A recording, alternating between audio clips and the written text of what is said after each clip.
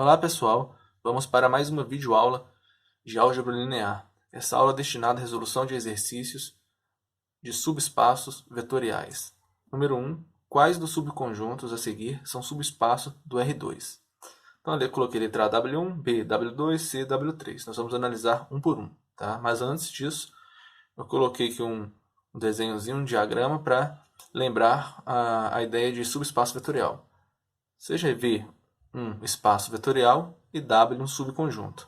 Para W ser um subespaço vetorial, ele tem que ser um conjunto não vazio.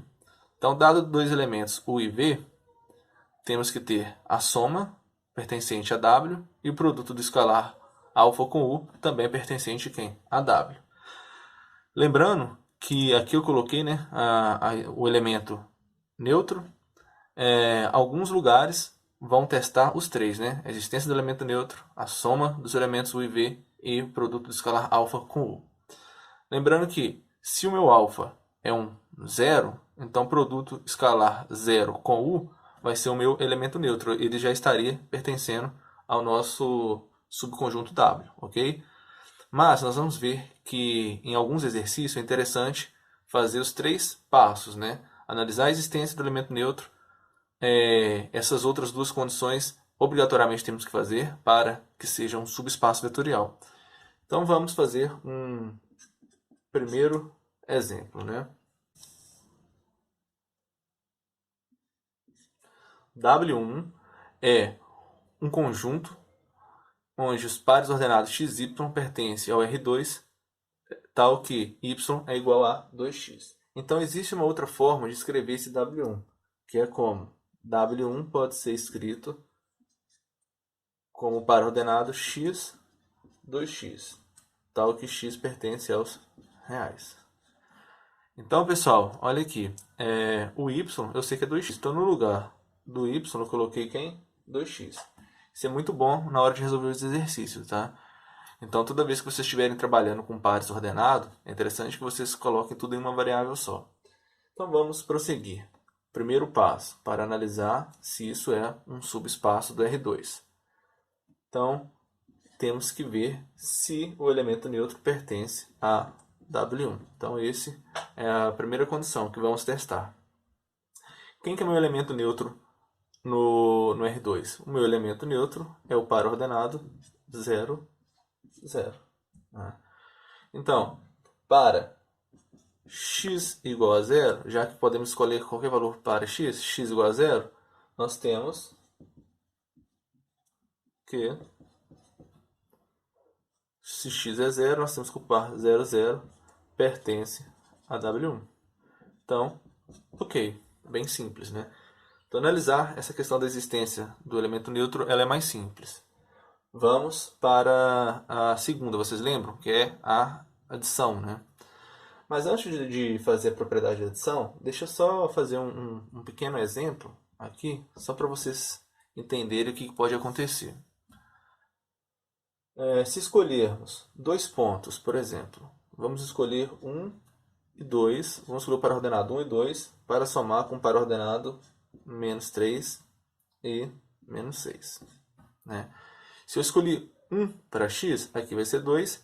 Se eu escolhi menos 3 para x, aqui tem que ser quanto? Menos 6. Então, foi valores que eu escolhi aleatórios aqui, beleza? Vamos ver a soma. 1 mais menos 3 dá menos 2. 2 mais menos 6 dá menos 4. Quando eu coloco x menos 2, o segundo vai ser menos 4? Vai. Ah, professor, então está aprovado. Morreu o assunto, a segunda propriedade aí tá, a segunda condição está válida. Morreu, não precisa de testar. Não, pessoal, isso aqui foi um exemplo, tá? A gente tem que demonstrar para um caso geral. Não podemos afirmar que é subespaço por causa de um exemplo, tá? A gente tem que provar. Então, como que a gente prova? Vamos tomar um elemento U, né? Seja U igual a x1, 2x1 e V x2, 2x2. Correto? Em que U e V pertencem a W1, beleza? Então é o seguinte, nós temos que provar que U mais V pertence a W. A nossa ideia era essa, W1, beleza? Então vamos lá. Quem quer U? U, que a gente colocou x1, 2, x1. Quem quer V? x2, 2, x2, ok? Vamos fazer a soma de par ordenado, né? Acho que minha folha não vai dar, mas vamos tentar aqui, né? Então fica x1 mais x2, 2x1 mais 2x2, ok, pessoal? Aqui tem 2 aqui, tem um 2 aqui, né? A gente pode colocar esse 2 em evidência. Fica 2x1 mais x2. Fechei aqui, tranquilo? E observa que este elemento, ele pertence a W1. Por quê? Aqui nós temos o x1, x2, e aqui nós vamos ter o dobro desse x1, x2. É a nossa ideia aqui no começo, né? Olha, eu tenho um elemento x e aqui é o dobro de x. Então, eu tomei dois elementos genéricos, né? U, esse cara, V, esse cara. Quando eu fiz a soma, eu consegui ver que o resultado aqui vai ser um valor, né? x1, x2, e aqui vai ser o dobro de x1, x2. Então a soma pertence a W1. Então a segunda, e foi bem tranquila também, né? Vamos para a terceira. Então vamos para a terceira condição. Temos que ter um alfa escalar com elemento U pertencente a W1. Alfa, quem que é o nosso U? x1, 2, x1. Então vamos. Aqui vai ficar alfa x1. Aqui fica alfa 2x1. Observe que aqui é um escalar 2 e um valor real x1, né? Então nós podemos, está tudo multiplicando, né? Podemos reescrever da seguinte forma: alfa x1, 2, alfa x1. Morreu o assunto, galera. Olha que interessante.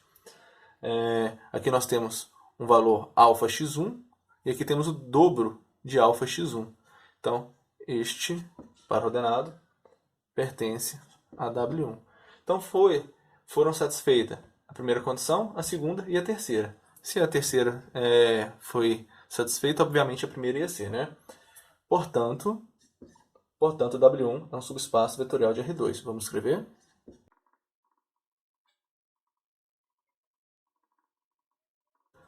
Muito bom.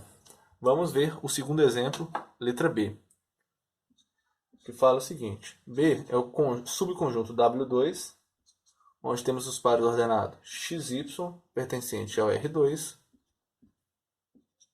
em que y é igual a x mais 1. Então eu sempre gosto de reescrever esses subconjuntos para fazer as demonstrações, tá certo? Para analisar as condições 1, 2 e 3. Reescrevendo W2, nós temos o quê? Que é o conjunto dos pares ordenados x, o y é x mais 1, onde que x pertence aos valores reais. Eu acho que sempre é interessante fazer isso, tá? Primeira, vamos lá, né? É repetitivo, tá, pessoal? A ideia é sempre a mesma. A existência do elemento neutro pertencente ao W2. Nosso elemento neutro é o par ordenado 0, 0. Então é o seguinte, vamos escolher um valor para x aqui de tal forma que a gente obtenha 0, 0. Vocês podem tentar aí que vai ser difícil achar, né? Todo mundo vai de cara fazendo x igual a 0. Temos 0 e 1. Independente do valor que você vai jogar para x, você nunca vai encontrar 0, 0. Ou seja, nós não temos o elemento neutro em W2. Se não tem o elemento neutro, nem precisa continuar, tá, pessoal? Obviamente vai dar ruim aí lá nas propriedades para baixo, nas condições para baixo. Beleza? Então W2 não é um subespaço vetorial de R2. Para finalizar, a letra C. Acredito que a C vai ficar apertadinho aqui, mas vamos tentar. W3, que é o conjunto dos pares ordenado pertencente ao R2, onde y é igual a x ao quadrado. Podemos reescrever isso daqui, né, como o par ordenado x, o y é x ao quadrado, tal que x pertence aos reais.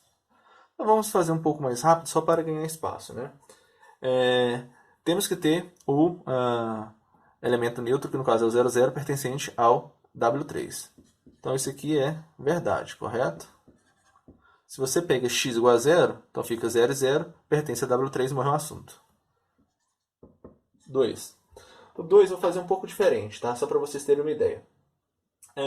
Vamos escolher dois carinhas aleatórios aí do conjunto W3. Sei lá, x igual a 1, se x é 1, então o outro cara é 1 também. Vamos somar, vamos escolher, sei lá, 2, x2. Então fica aqui 2 e 4. Somando este resultado, nós vamos ter 3 e 5. Pessoal, observa, olha, se eu escolho x igual a 3, aqui teria que aparecer quanto? 9. Ou seja, este resultado não pertence a W3.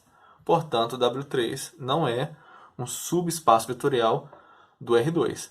Professor, poderia fazer isso? Aqui poderia, pessoal, porque você pegou um exemplo e provou que existe uma soma que não está em W3. Então, acabou o exercício. O problema é você ficar procurando exemplo. Às vezes pode ser difícil você achar um resultado que não esteja no conjunto, tá? Então é interessante, às vezes, fazer de forma geral aqui, né? Por exemplo, eu já vou selecionar aqui um U e um V, tá? O meu U eu vou chamar de x1, x1 ao quadrado, tá? E o meu V, x2, x2 ao quadrado. Se a gente somar isso, nós vamos ter o quê? x1 mais x2, x1 ao quadrado mais x2 ao quadrado. Pessoal, notem que esse segundo resultado aqui, olha, o x1 ao quadrado mais o x2 ao quadrado, isto daqui é diferente, tá? De x1 mais x2 ao quadrado, correto? Porque teria que ser o quê? Um elemento na primeira aqui coordenada e esse elemento ao quadrado. Aqui nós obtemos x1 mais x2, então aqui teria que aparecer x1 mais x2 ao quadrado. Se você desembolar isso daqui, fica o quadrado primeiro, que está aqui, ok? Duas vezes o primeiro pelo segundo, que daria 2x1 mais x2, que não está aqui, então já é diferente, né? Assim, W3 não é subespaço de R2. Beleza? Pessoal, eu fiz rapidamente aqui, coloquei o subconjunto W1 e W2, coloquei o plano cartesiano só para esboçar o gráfico de cada um, tá bom? O y igual a 2x é uma reta que passa na origem. Y igual a x mais 1, vai passar aqui em 1, né? E a raiz aqui, menos 1. Isso aqui é um resultado bem interessante, tá? Vamos pegar um par ordenado igual trabalhamos anteriormente. Por exemplo, quando aqui eu poderia escrever diferente, né? X e 2x. Onde que x é real. Se eu escolho x igual a 1, o y vai ser 2x, o y vai ser 2, né? Então aqui é 1 e aqui é 2. Beleza, pertence. Vou pegar 2 pontos da reta. Se aqui é 2, aqui teria que ser quanto? 4, né? Então olha que maneiro. Somando esses dois pares ordenados, igual a gente fez lá, 1 e 2, mais 2 e 4, aqui vai dar 3 e 6. Então 3, ó, quando x é 3, o outro lado aqui vai ser 6, certinho. Então quando x é 3, aqui vai dar 6. Beleza. Observe que escolhendo dois elementos da reta, a soma está na reta. Então, essa é uma associação interessante, tá? Pegando dois elementos do subespaço, a soma tem que estar no subespaço, né? Porque a gente já sabe que é um subespaço vetorial, mas se a gente não soubesse, né? Estou pegando dois elementos do conjunto. Então a soma tem que estar o quê? Neste conjunto também. Então isso é algo interessante de enxergar geometricamente, beleza?